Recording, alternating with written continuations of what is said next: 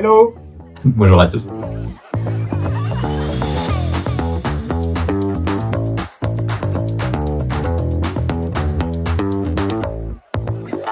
9,1 milliards d'euros. Fluctuant, comme le cours du blé. La diversité du territoire français.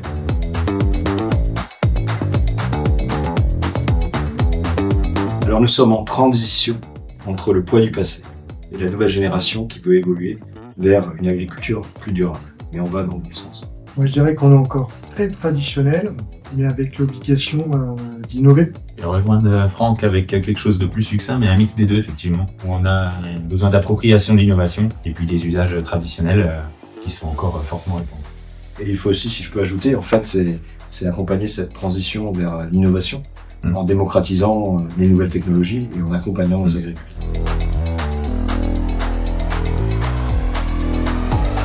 Robotique et intelligence artificielle. Moi je dirais, il y a donc l'intelligence artificielle et puis tous les produits qui vont toucher à la technologie de la protection de culture, les aspects réglementaires et durabilité et notamment aussi respect sociétal. Moi je pense la technologie au sens large du terme, ça a déjà été évoqué par mes confrères sur la partie IA.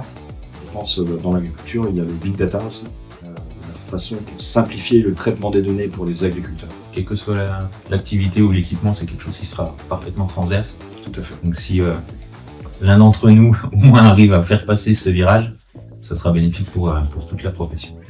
L'avantage de la technologie, c'est que ça nous met entre constructeurs avec l'obligation de communiquer ensemble, parce que c'est un message universel, c'est de la data qui sera gérée par l'agriculteur et il faut que le schéma de communication soit le même. Des systèmes ouverts, qui se parlent entre eux.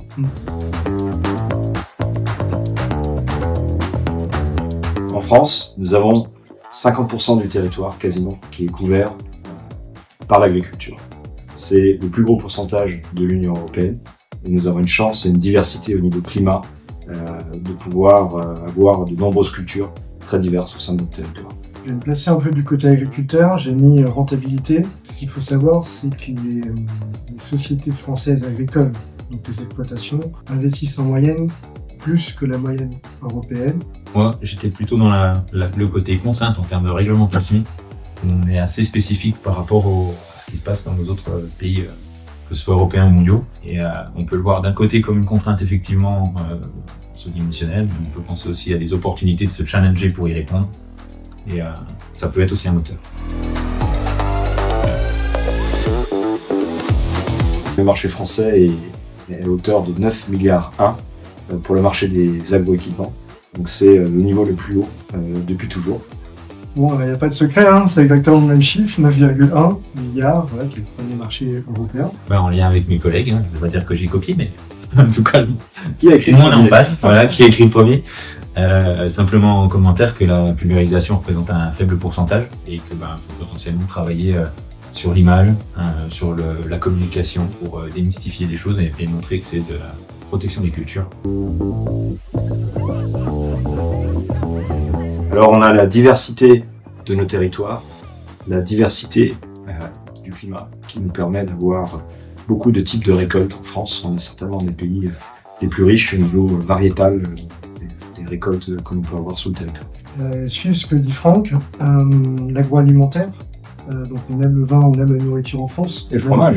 Et le fromage. Pas l'oublier. On a beaucoup de production, mais l'agroalimentaire est le premier secteur industriel de France. À titre d'information, on représente plus de 400 000 emplois en France. Lien un petit peu avec mes collègues, le côté écosystème et acteur en France. On a la chance d'avoir quand même un maillage territorial bien fait, avec pas mal d'acteurs. On parle des constructeurs, des firmes, des distributeurs et bien sûr des utilisateurs. Il y a beaucoup de potentiel pour travailler ensemble et préparer l'avenir.